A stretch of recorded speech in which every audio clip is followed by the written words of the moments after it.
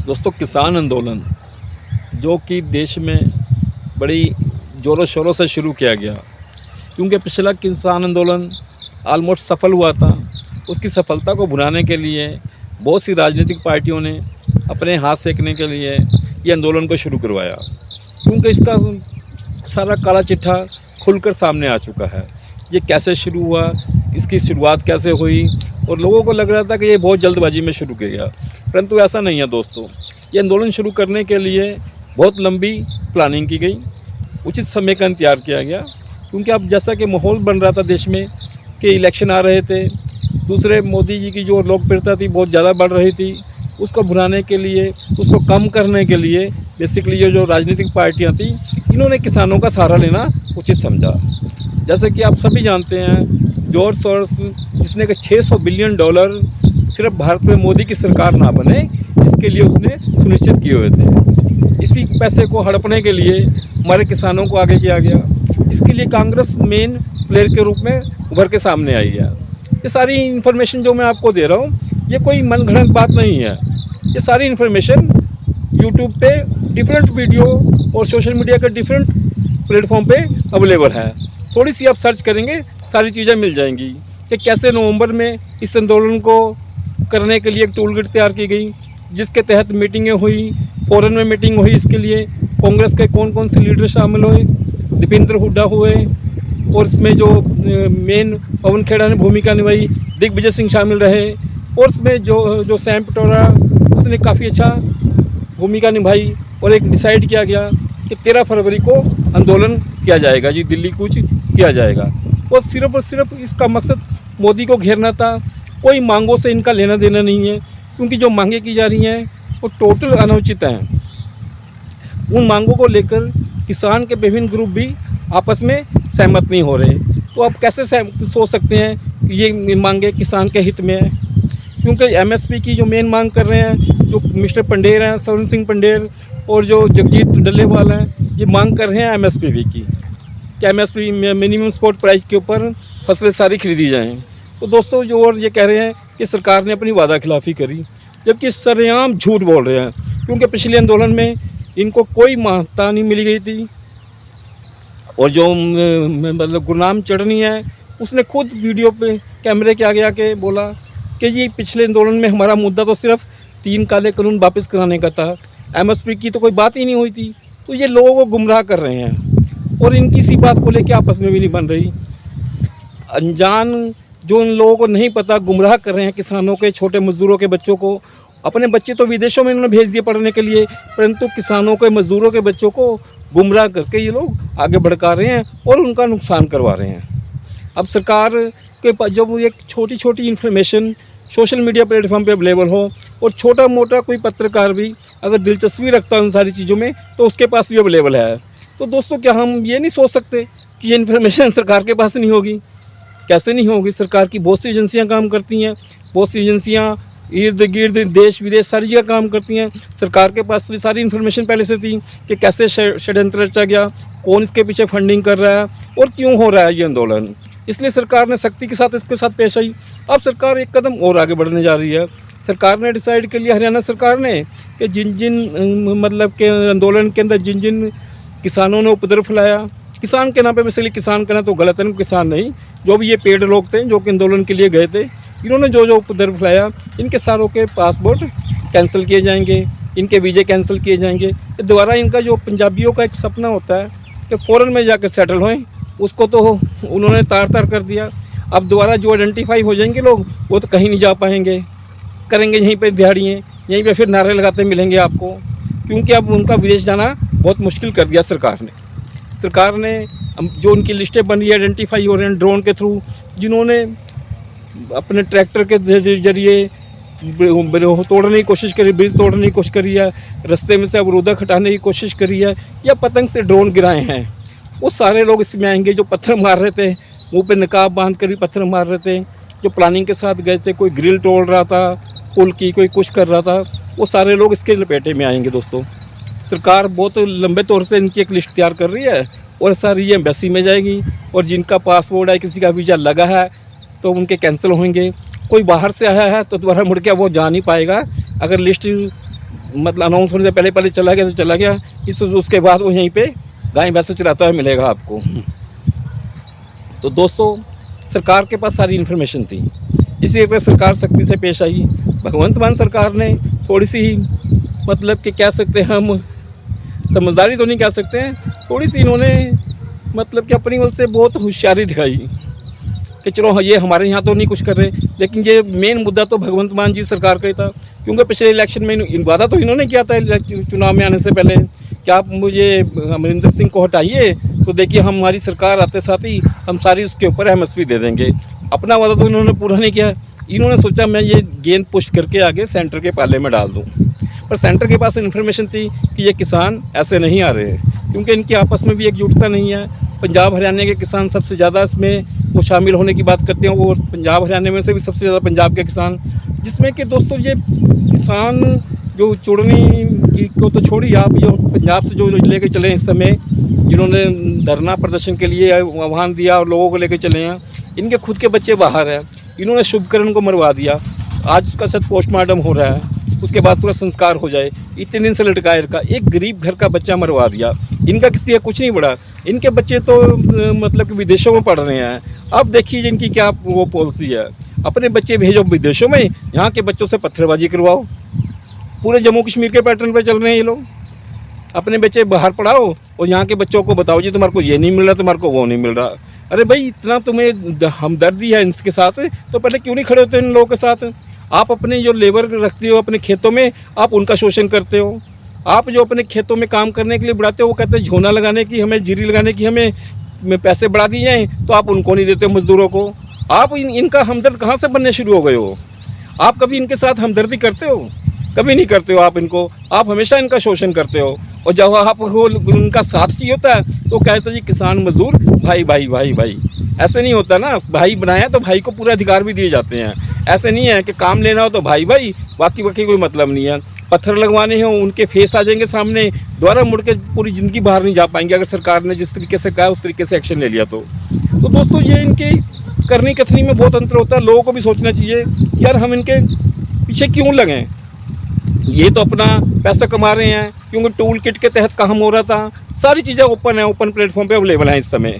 जिन लोगों ने मोदी को गालियां दी हैं, जिन्होंने देश को तोड़ने की बात करी, जिन्होंने खालिस्तान की बात करी, वो भी अवेलेबल है, फुटेज अवेलेबल है, वीडियो में अवेलेबल है। वो बंदे क्या पहचान नहीं होंगे? सब पहचान लेंगे सरकार, ठीक है। बंदे पहचान होने के बाद वो दोबारा मुड़ के वो कहीं नहीं जा सकेंगे, सारे ब्लैक लिस्ट हो जाएंगे, किसी तरह का उनको लोन नहीं मिल पाएगा, पासपोर्ट उनके जब ना ही होते हुए भी नकारा हो जाएंगे, कहीं विदेश की यात्रा नहीं कर पाएंगे वो लोग।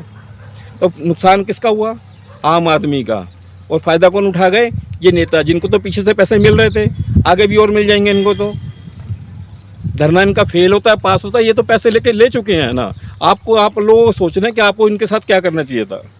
पंजाब में दोस्तों, इंडिया की बात करें हम, इंडिया के अंदर दोस्तों 92% किसान जो है उनके पास 2 एकड़ से ज़मीन कम है। अब थोड़ा सा सुनिए तो टेक्निकली चीज़ों को। और जो 8% किसान है उसके पास 2 एकड़ से ज़्यादा ज़मीन है।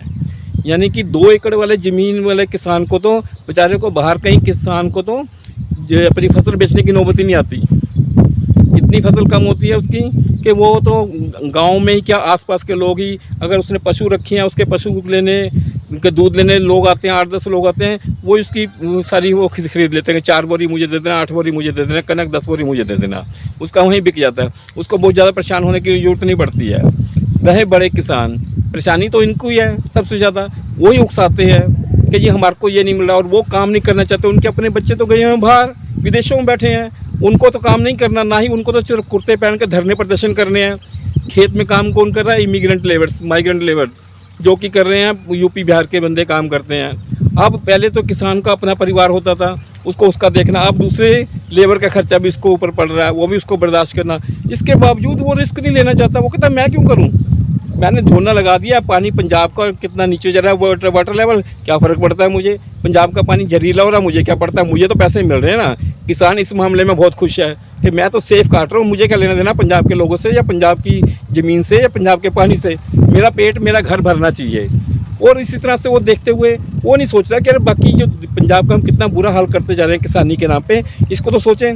हर चीज़ वो मांगेगा जी, मुझे सब्सिडी पे मिले, मुझे बीज पे सब्सिडी मिले, मुझे खाद पे सब्सिडी मिले, मेरी फसल पे MSP पे अच्छा प्राइस मिले, सब कुछ मिले, पर मैं दूंगा किसी को कुछ भी नहीं। समझे मेरी बात को? लेना लेना ही है, मैंने सीखा, देना नहीं सीखा है। थोड़ी सी बरसात हो जाए तो उसके लिए उसको चीज़ें चाहिए, मेरे को तो उसके लिए वो दो, हेल्प दो। मुझे बरसात पड़ गई है, बरसात नहीं पड़ी है, तब उसको हेल्प चाहिए कि जो मेरी फसलों का बीमा होना चाहिए, सब कुछ ये सारी फैसिलिटी एक इंडस्ट्रियलिस्ट को क्यों ना मिले। ये सारी फैसिलिटीज अगर पंजाब में या इंडिया में हम अपने इंडस्ट्रियलिस्ट को दे दें तो वैसे सोना पैदा करते हैं। हमारे को ये मतलब कि आप जो ये पंजाब में गेहूँ पैदा किया जा रहा है, कनक और जो धान पैदा किया जा रहा है, दोस्तों अभी गल्फ़ कंट्री में गया था, उन्होंने वहाँ पे पूरे हमारे चावल को मोर लगाकर वापस भेज दिया कि not fit for human consumption, कि इंसानों के खाने के लायक नहीं है ये, इसमें इतना पेस्टिसाइड डला हुआ है। अब देखिए ये लोग किसान कनक को क्या कर रहे हैं, उसमें पेस्टिसाइड, धान में पेस्टिसाइड, पानी में पेस्टिसाइड, जो ज़मीन से पेस्टिसाइड आ रहा है दोबारा मुड़ के फिर, क्योंकि ज़मीन में इतना डाला जो ज़मीन से फिर बाहर निकलना है। तो कि फसलें इतनी बर्बाद कर दी इन्होंने, पर इनको उस बात का कोई मलाल नहीं, कोई नहीं, वो भी गलती सरकार की डालेंगे। सरकार ने आपको फैसिलिटीज़ दी है, आप उसका गलत इस्तेमाल कर रहे हो। आपको चाहिए नहीं ये सारी चीज़ें करनी।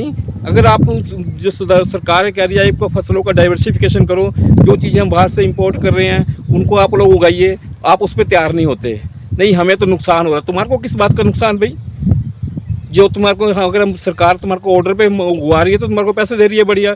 इससे ज़्यादा और अच्छा बिजनेस क्या होता है? आप किसी फैक्ट्री में किसी चीज़ का ऑर्डर दो, उसको अगले को पैसे दे, तुम्हें तो हम खरीदेंगे। फैक्ट्री वाला तो दिन रात मेहनत करके तुम्हारे को दुगनी चौगनी प्रोडक्शन करके दे देगा। अपने आप को अलग क्यों समझना शुरू कर दिया? अन्नदाता कोई दाता दूता नहीं होता, एक परमात्मा ऊपर बैठा जो वही सबका दाता है, वही सबको खिलाने वाला है। किसानों को बहुत बड़ा घमंड है, हम नहीं उगाएंगे, मत उगाओ यार, तुम देखो तो सही ना उगा के। गोदाम सड़ रहे हैं इंडिया के, शराब कंपनियों को फ्री में उठवानी पड़ती हैं चीज़ें, आपकी मेली भगत से। पंजाब के गवर्नमेंट के पास रखने की जगह नहीं है, सरप्लस होया पड़ा है इंडिया। मोदी साहब 3 साल से लोगों को फ्री, 80 करोड़ लोगों को फ्री बांट रहे हैं, बांटना उनकी मजबूरी हो गई है, रखने की जगह नहीं है इस करके। आपको जो काम कर रहे हैं वो काम करते नहीं हैं, और दूसरे कामों में आप लोग ज़्यादा खुशी महसूस करते हैं कि हम लोग जो कर रहे हैं हम बहुत बढ़िया करें, धरना प्रदर्शन कर लें, विदेशों से फंडिंग आ जाए हमें, हमारा तो घर चलता रहे। आपस में लड़ रहे हैं किसान नेता। पिछले किसान नेता जो थे वो कहते हम तो ये तो हमारे ग्रुप में शामिल नहीं थे पिछली बारी, अब इसका सारा श्रेय क्यों ये ले जाए किसान आंदोलन का? इसको लेकर वो लोग आपस में लड़े जा रहे हैं कि पैसे का मामला है पीछे से, किसको ज़्यादा मिल रहे हैं, किसको कम मिल रहे हैं, कौन आगे हुआ कौन पीछे हुआ। कांग्रेस ये मून दर्शक बैठ के नहीं देख रही है, कांग्रेस सारी गुटियाँ फिट करके बैठी थी, सोचा था सारा कुछ सही चलेगा, इलेक्शन का इसका मुझे भरपूर फायदा मिलेगा। लेकिन दोस्तों अब लोग भी समझ रहे हैं, सरकारें भी समझती हैं, अब इनकी वो धांधलीबाजी नहीं चलने लगी। जितनी मर्जी कोशिश कर लें, काम से ही मोदी का ग्राफ बढ़ा नीचे, वरना मोदी को कौन पसंद करता है इस देश में? मोदी ने अपनी प्रसिद्धि अपने काम कर करके लोगों को कराई है। जम्मू कश्मीर में कितनी गालियाँ बकते थे, आप जम्मू कश्मीर वाले मोदी के गुणगान गाते नहीं थक रहे। देश के अन्य हिस्सों में भी कितनी डेवलपमेंट हो रही है। पंजाब को तो किसानों ने ले डूबा, कोई फॉरेन का मतलब बाहर से कोई फंडिंग इन्वेस्टमेंट नहीं आ रही पंजाब में। पंजाब की सरकार जो मर्जी कहती रहे, लेकिन फैक्ट यही है कि कोई फॉरेनर, कोई इन्वेस्टर आके पंजाब में इन्वेस्टमेंट करने को तैयार नहीं। जो एट प्रेजेंट पंजाब की इंडस्ट्री है वो बाहर स्टेट में जाके दूसरे लोगों से, चीफ मिनिस्टर से मिल रही है कि हमें यहाँ से शिफ्ट करा लीजिए, आप हमें ये फैसिलिटी दे दी, हम यहाँ पे शिफ्ट कर लेते हैं इंडस्ट्री। साइकिल इंडस्ट्री के लोग जाकर यूपी गवर्नमेंट से जाके मिले कि आप हमारे को दीजिए जगह, हम यहाँ पर शिफ्ट करते हैं। स्पोर्ट्स इंडस्ट्री हमारी आधी से ज़्यादा मेरठ में शिफ्ट हो चुकी है। दोस्तों यूपी जिसको हम मजाक उड़ाते थे, जो हमारे प्रदेश में आकर लेबर करने आते थे लोग, और अभी भी आते हैं, बहुत कम संख्या होती जा रही है डे बाई डे उनकी। अब हमें खेतों में काम करने के लिए लेबर नहीं मिलती यहाँ पर। तो वो उस स्टेट को देखिए, 21 एयरपोर्ट है वहाँ पर, और पंजाब को क्या मिल गया जी? पंजाब के पास जो था वो भी एयरपोर्ट नाम मात्र के बराबर जो आदमपुर में बनाया है, वो भी आर्मी बेस के अंदर फंसा हुआ है। वहाँ से रात को आप आ नहीं सकते कि सलाह लूटी ना ले कोई रास्ते में। तो आप देखिए पंजाब को लेकर कहाँ जा रहे हो? वो किसकी वजह से? किसानों की गलत नीतियों की वजह से पूरा पंजाब सफ़र कर रहा है, पंजाब का हर नागरिक सफ़र कर रहा है। खुशहाल कौन हो रहा है इसमें? किसान, और वो भी रो रहा है, पैसे भी कमा रहा है और रो भी रहा है। उसका तो मतलब कि एक वो बन गया, चरित्र बन गया, कमाओ भी और रो भी। जैसे बिजनेसमैन कहते रहता है यार बस कोई सीजन नहीं, लुट गए मर गए, लेकिन सब कुछ बढ़िया चल रहा होता है। वही किसानों ने अपना ली चीज़। हमारे हक तुम्हारा हक नहीं है भाई। तुम्हारे को कोई चीज़ दे रहा है इंसान तो प्यार से ले लो। अब तुम समझो गले में अंगूठा दे के हम ले लेंगे तो वो जमाने नहीं है, ना ही तुम कर पाओगे ना ही ले पाओगे। जो जा रहे हैं गवर्नमेंट कोई सीलिंग एक्ट ले आई, गवर्नमेंट बहुत कुछ कर सकती है। यूपी कितना बड़ा यूपी है, यूपी के अंदर सीलिंग एक्ट ले आके किसानों को बिल्कुल सेट कर दिया उन्होंने। जिनके पास नई ज़मीन थी उनको 5-5 बीघे ज़मीन दे दी उन्होंने कि सीलिंग एक्ट ला के। पंजाब में भी ले आ सकती है, कोई ऐसी बड़ी बात नहीं। अब सरकारें करने पे आए तो पता नहीं क्या कुछ कर सकती हैं। सीलिंग एक्ट लाएंगे, ज़मीनें डिवाइड हो जाएंगी। जेडे बड़े किसान अभी फनते फिर रहे ना, सारों को बराबर लेवल कर देंगे। जेडे 92% हमारे पास किसान हैं 2 एकड़ वाले, कम से कम उनके 5 एकड़ तो हो जाएंगे। काम तो वही कर रहे हैं बेसिकली। इनको तो नारेबाजी करने से कोई फुर्सत नहीं मिल रही है। तो उम्मीद करता हूँ कि किसानों की बात समझ में आएगी। शुभकरण का जो अभी इन्होंने मर्डर हुआ, या उसको गोली पुलिस की वजह से लगी या किसानों ने मारी, या कैसे भी जो हुआ, वो तो अभी चीज़ें पोस्टमार्टम के बाद खुलकर सामने आएंगी। क्योंकि आंदोलन इनका ठुस होता जा रहा था, उसको धार देने के लिए भी ऐसी हरकतें की जा सकती थी। क्योंकि जो देश के साथ गद्दारी कर सकते हैं लोग, वो एक उनके लिए 2-4 आदमी मरवाना कोई बड़ी बात नहीं है। कुछ भी हो सकता है, पॉसिबिलिटी सारी जगह से है। पोस्टमार्टम के बाद क्लियर होंगी चीज़ें, गोली कहाँ से मिली। क्योंकि आर्मी अगर फौजी या पुलिस गोली मारती तो पुलिस को गोली मारने के लिए पहले 36 चीज़ें बताई जाती हैं कहाँ पे मारनी है गोली। जरूरी नहीं है वो सिर में गोली मारती, वो कहीं और भी मार सकती थी।